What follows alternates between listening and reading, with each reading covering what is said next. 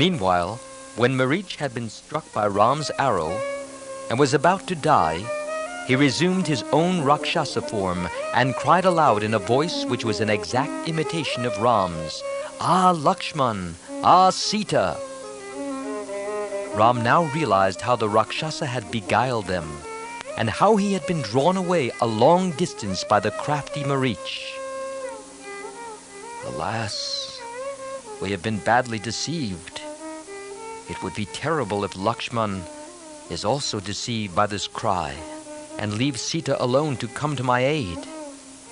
It looks as though the Rakshasas have planned this trick to carry off Sita and eat her.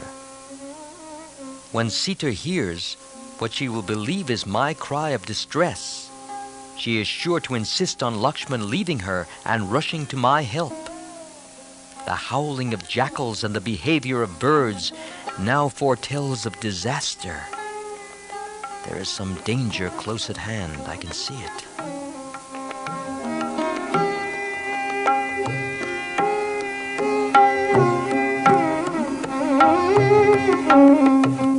Saying this to himself, Ram hurried back to the ashram.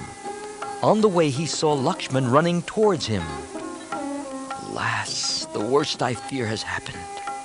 He held Lakshman's hands and cried, "Why did you leave Sita alone in the forest? You may be sure the Rakshasas have killed and eaten her.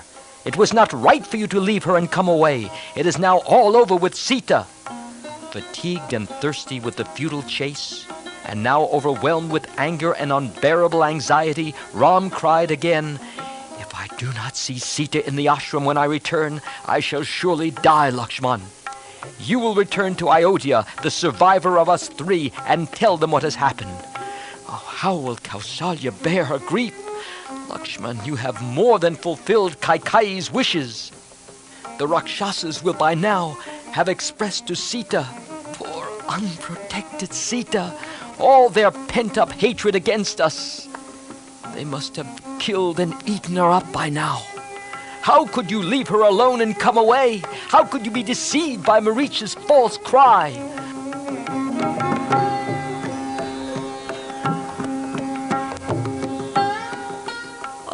What shall I do now? I shall see Sita no more. The Rakshas's plan has succeeded.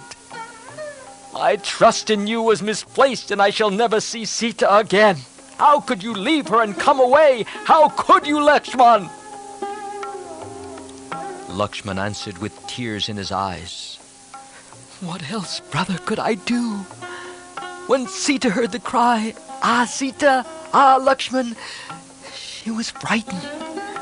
Quivering with fear, she urged me to go to you at once, and she would tolerate no delay. She persisted, whatever I said to the contrary. I told her again and again not to be afraid, and assured her that no foe was strong enough to do you harm, and that the cry of distress was not yours, but she would not listen. She charged me with having turned traitor to you, and with having come to the forest with sinful intentions. Oh, brother, she even found it possible in her anguish to say, "I would be glad of your death out of sinful intentions towards herself." I was half dead with horror on hearing those words of hers. And then she announced that she would kill herself if I did not go then. Mad herself, she maddened me with her words of reproach, and I ran towards you, not knowing what else to do. But Ram was not satisfied. Whatever a foolish woman might have said in her fright, you should have stayed and not left her unprotected. How could you do such a foolish thing? You have brought calamity on me. I shall never see Sita again.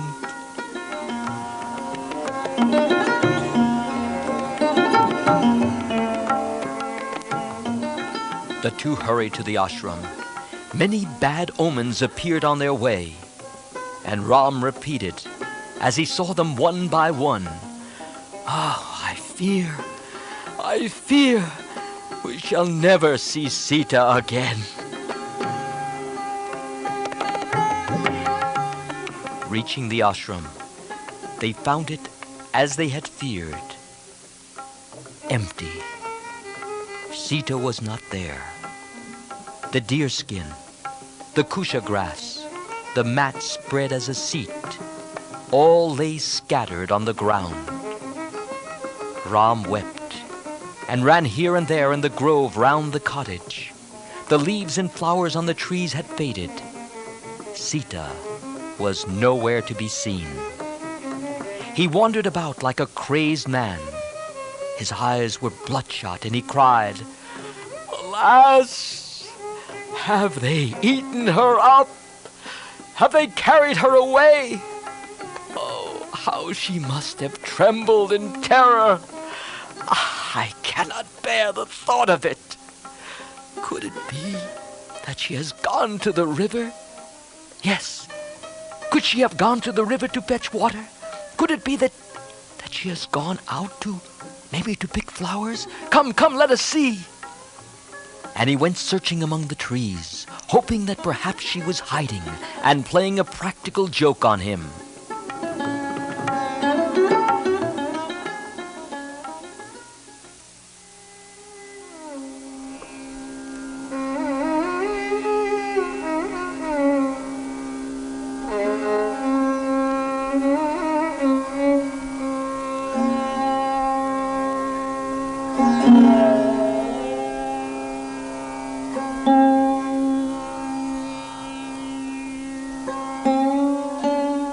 Out of a deep sense of separation, he called the trees one by their names and beseeched them for help. "O Ashok tree, be true to your name. Remove my sorrow. You must know the truth. Tell me where Sita is now. O tall palm tree, you must be able to see where Sita is. Tell me, where is she?" He talked to the animals too. "O tiger, the elephant and the deer are afraid to tell me the truth. But you know no fear. You can tell me what has happened. You know everything. Tell me the truth. Oh, Sita, you are hiding somewhere. Stop this fooling. I can't stand it any longer." After wandering and weeping in vain for a long time, he fell on the ground moaning. "Lakshman, Sita!" He cried like an elephant trapped in a pit. "Lakshman, Sita is nowhere.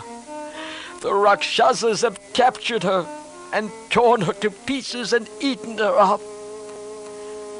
How can I live anymore? My end is near.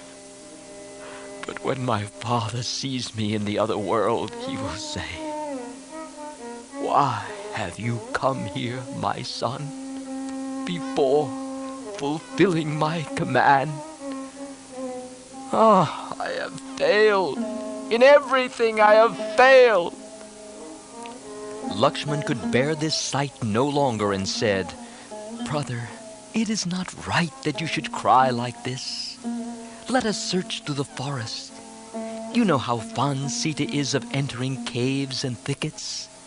She may be bathing in the river or playing somewhere, or maybe gathering flowers. Let us search more. She's probably only testing us. Come, let us search again, but please do not lament." The two searched again all over the place, on hills, by pools, and on the river bank, but they did not find her.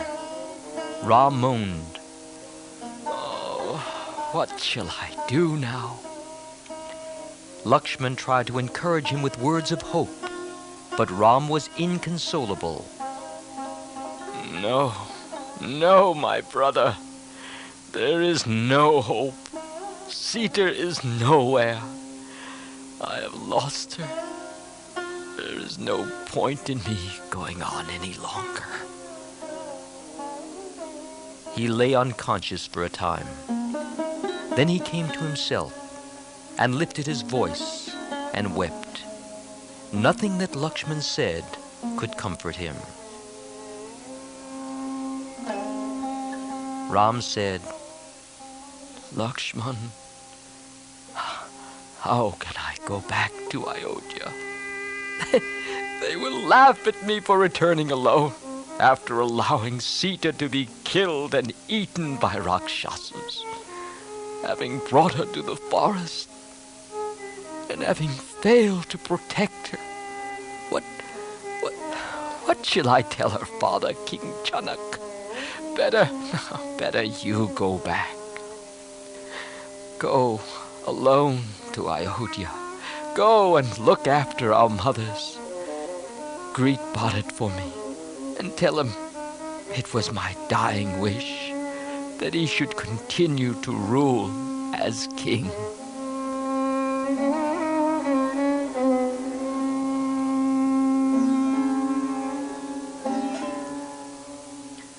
All Lakshman's efforts to console Ram were in vain. He was convinced that the Rakshasas had carried away Sita and torn her to pieces and eaten her up. He pictured to himself in detail the horror of her suffering and cried in his grief, "Oh, Sita! Sita, who accompanied me, thinking I could protect her, has been eaten by the Rakshasas, and I can do nothing about it. Is there a greater sinner than me in the entire world?" Lakshman said, "Do not lose heart. You must be bold and energetic. A resolute mind can conquer fate. Let us make a more thorough search of the forest. Instead of yielding to unavailing sorrow, let us be manly and active." But Ram would not listen.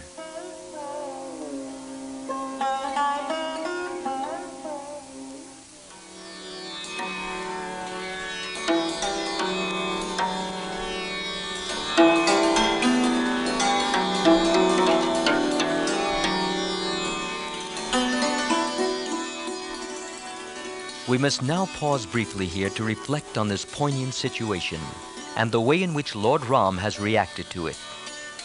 From external appearances, it would seem that the Lord is afflicted by the weakness of worldly grief. However, for one to harbor such a thought is an offense against the deity and should be strenuously avoided by the seeker of enlightenment for the following reasons.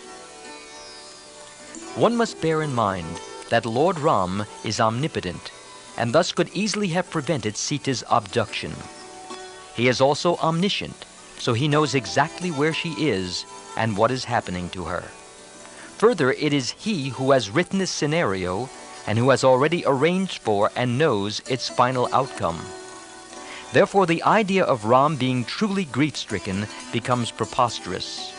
Rather, he is playing a part in a drama that he himself has set in motion. The Lord, in order to accomplish various purposes, which will be revealed as the story progresses, has allowed the kidnapping to occur. He has also pretended to be afflicted by it like an ordinary man, but this is to enable us, the listener or reader, to more readily identify with him.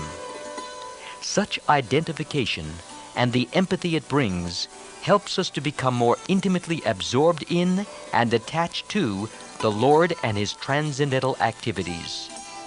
This spiritual exercise not only aids us in learning moral lessons by our closely observing Lord Ram's conduct and decisions, but also purifies the heart of its ignorance and illusions and makes it gradually fit for God realization.